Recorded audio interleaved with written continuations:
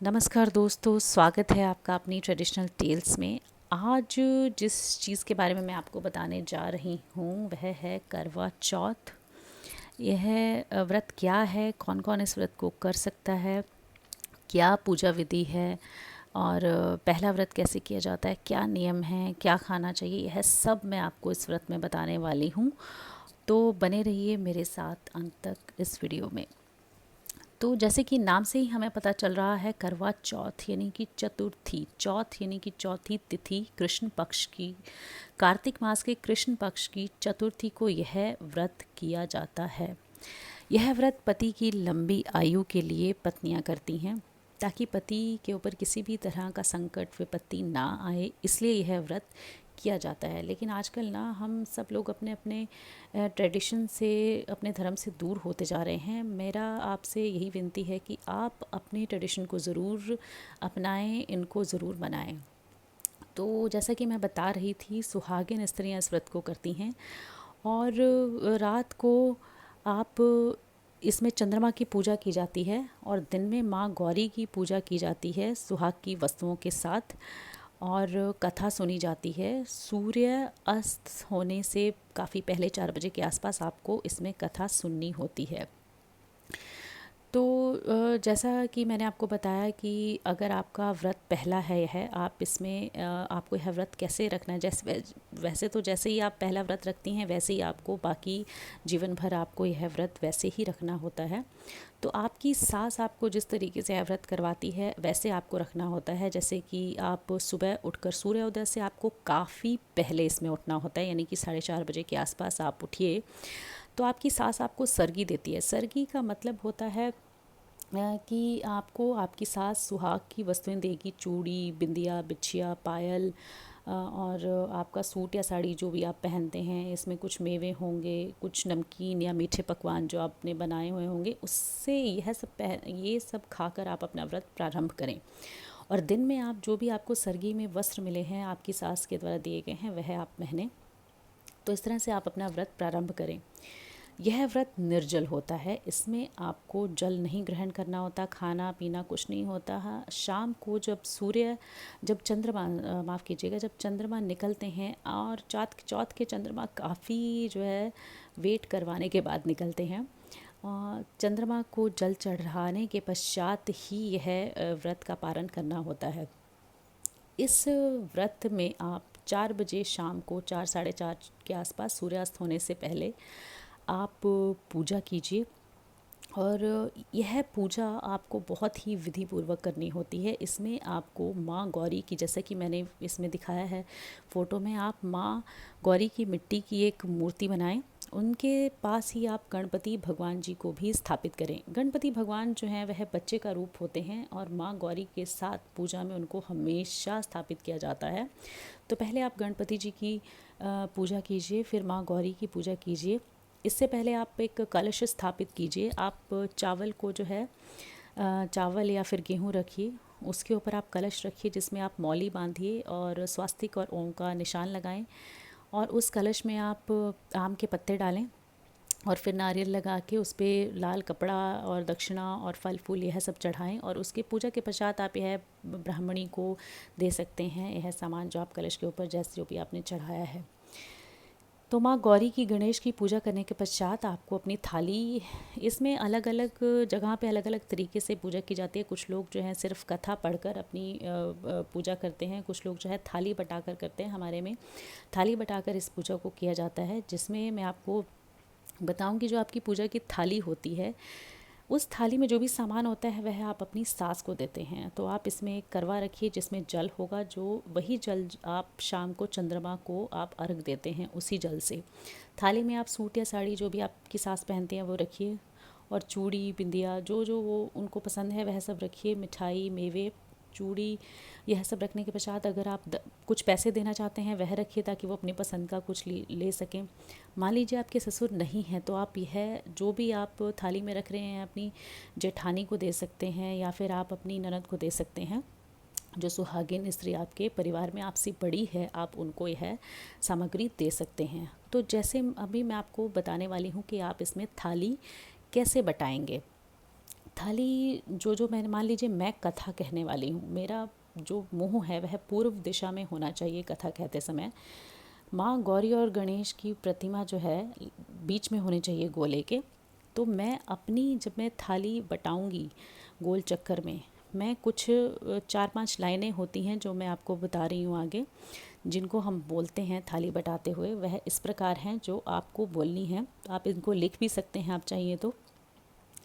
ले वीरो कुड़ियो करवड़ा, ले सर्व सुहागन करवड़ा, मैं करवड़ा पटाया, जुवेंदा चोली पाया, कत्ती ना अटेरी ना, कुम्हच रखड़ा फेरी ना, वाण पैर पाई ना, सुतड़ा जगाई ना, रुठड़ा मनाई ना।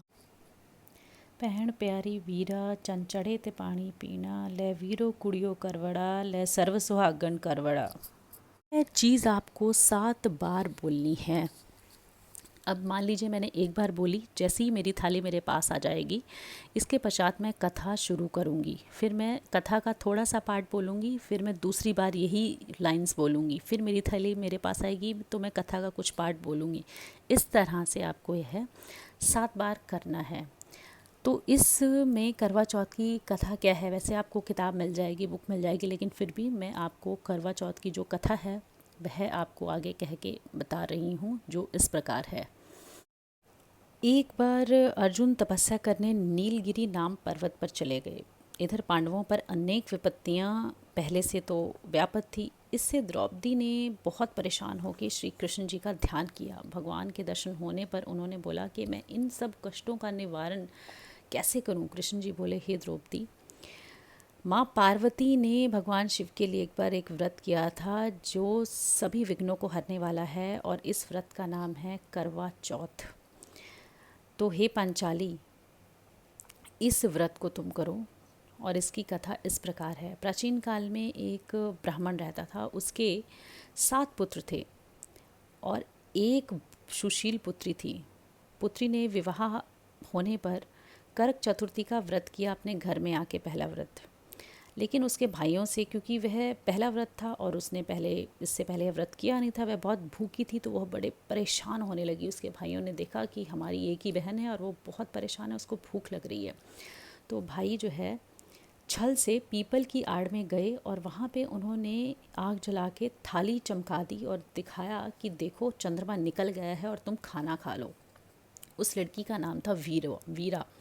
वीरा जैसे ही पहला निवाला खाने लगी तो किसी ने छींक मार दी। दूसरा निवाला खाने लगी तो उसमें बाल आ गया। तीसरा निवाला जैसे ही उसने खाया तो उसके पति की मृत्यु की उसको खबर मिली, तो वह सारा खाना सब त्याग कर जो है फटाफट से अपने पति को देखने भागी। जब उसने अन्न जल सब कुछ छोड़ दिया और वह बहुत दुखी हुई, जब उसने देखा उसका पति मूर्छित है और उसके शरीर में बहुत तरह की अलग अलग सुइयाँ चुभी हुई हैं, तो वह बहुत दुखी हुई। उसी रात्रि में इंद्राणी भी भूमि पर विचरण करने आई हुई थी। ब्राह्मण की इस कन्या को इंद्राणी ने उसके दुख का कारण पूछा। इंद्राणी बोली, तुम करवा चौथ का व्रत में चंद्रमा के दर्शन से पूर्व भोजन कर लेने से तुमको यह कष्ट मिला है, इसलिए तुम्हें दोबारा से चतुर्थी का, करवा चौथ का यह व्रत करना पड़ेगा अपने पति को फिर से पाने के लिए। इस प्रकार इस कन्या ने अपने पति के पास वो गई और पूरे वर्ष उसने चतुर्थी के व्रत किए और 1 साल बाद फिर से करवा चौथ का व्रत आया। एक एक सुई वह अपने पति के शरीर से निकालती रही तब तक पूरे साल में। जैसे ही करवा चौथ का व्रत आया, वीरा ने फिर से करवा चौथ का व्रत इस बार पूरे विधि विधान से किया और शाम को चंद्रमा देखने के पश्चात ही उसने व्रत का पारण किया। इस तरह से उसने अपने पति को फिर से प्राप्त किया। यह कथा जो है अलग अलग किताबों में अलग अलग तरीके से दी गई है, किसी में छोटी है, किसी में बड़ी है, इसमें और भी लाइन्स हैं, तो वह आप जो भी आपके पास किताब है उस हिसाब से आप उसको पढ़ सकते हैं इस कथा को। लेकिन इसमें सबसे जो विधि होती है वह पूजा की मेन विधि होती है। आप माँ गौरी की, गणपति जी की पूजा पूरे विधि विधान से सुहाग की वस्तुओं के साथ कीजिए। और कई बार क्या है, सास अपनी बहू को इस पूजा के पश्चात कुछ खाने को भी दे देती हैं, जैसे कि कोई भी फल है, जूस है, आप वह खा सकते हैं अगर वह आपको देती हैं। अगर आप गर्भवती हैं तो आप पूजा के पश्चात कोई फल या फलों का रस ज़रूर लीजिए। अगर आप बीमार हैं तो आप फल का रस ले सकती हैं, आप फल खा सकती हैं, लेकिन आप अन्न नहीं खा सकते हैं।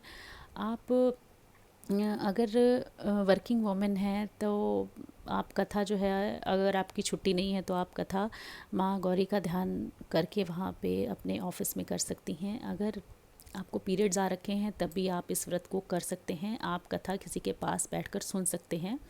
आप दिया अपनी सास से या किसी से भी जलवा सकते हैं। आप पूजा की थाली खुद से सजा सकते हैं, इसमें कोई परेशानी नहीं है।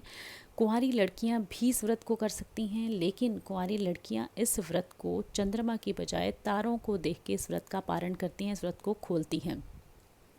तो यह थी इस व्रत की विधि। और शाम के समय जब चंद्रमा निकलते हैं, आप जो भी आपका करवा आपने पूजा की थाली में रखा है जिसमें जल है, आप उसमें एक चांदी की चीज़ डालिए ज़रूर। और क्योंकि चंद्रमा जो है शीतलता प्रदान करते हैं, इसलिए आपको इसमें चांदी का कोई कड़ा या फिर चांदी का कोई सिक्का ज़रूर डाल के आप चंद्रमा को अर्घ दीजिए।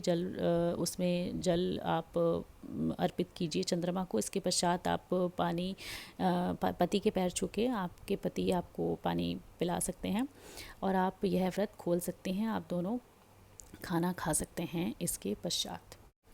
तो यह थी करवा चौथ की पूरी पूजा विधि, कथा और कैसे इसमें पूजा करनी है। कुछ चीज़ें जो आपको ध्यान में रखनी हैं, कृपा करके आपकी जो सरकी है आप सूर्योदय से काफ़ी पहले लें। शाम के समय माँ गौरी की विधि पूर्वक आप पूजा कीजिए। अगर आपकी सास आपके पास नहीं है तो वह आपको पैसे भेज सकती है। आप उससे अपनी पसंद की कोई भी चीज़ लेके सरगी के लिए या उस जो भी आपको पहनना है वह ले सकते हैं। आपकी सास आपसे दूर है तो आप उनके पास गिफ्ट भिजवा सकते हैं। आजकल तो बहुत सारी सुविधाएँ ऐसी उपलब्ध है हमारे पास कि हम ऑनलाइन कुछ भी कभी भी किसी को कहीं भी भेज सकते हैं। तो आपको यह वीडियो कैसा लगा, प्लीज़ अपने कमेंट से ज़रूर शेयर कीजिए। प्लीज़ लाइक कीजिए एंड सब्सक्राइब कीजिए हमारा चैनल इसी तरह के अपने धर्म से जुड़ी हुई व्रत त्योहारों के लिए। बहुत बहुत धन्यवाद अंत तक बने रहने के लिए।